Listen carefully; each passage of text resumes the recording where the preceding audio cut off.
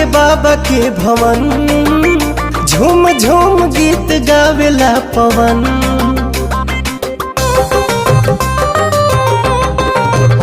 ओम नमः शिवाय के भजे, महादेव से ही खुश रहे मन।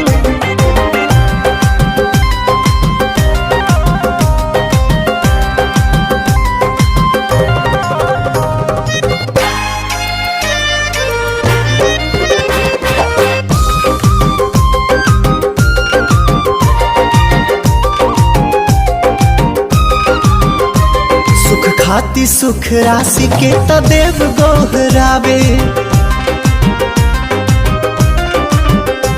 महाकाल अविनाशी के त जय जय मनावे। जब पड़ेला जो फिर सब शरण में आवे, सब शरण में आवे।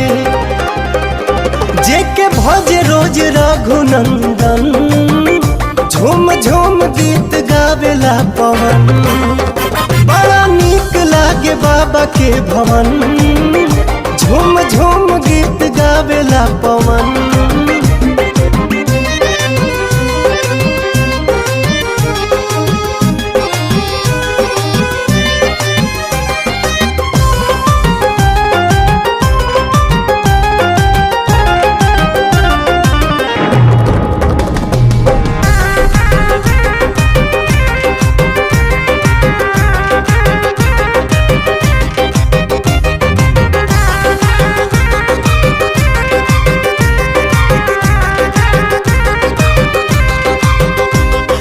हारी मदहारी हमें भोले त्रिपुरारी,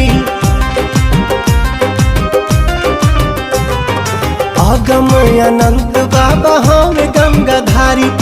अलख निरंजनी मंगलकारी, मंगलकारी।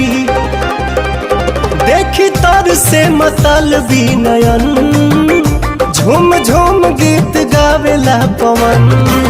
हो बड़ा नीक लागे बाबा के भवन, झूम झूम गीत गावेला पवन।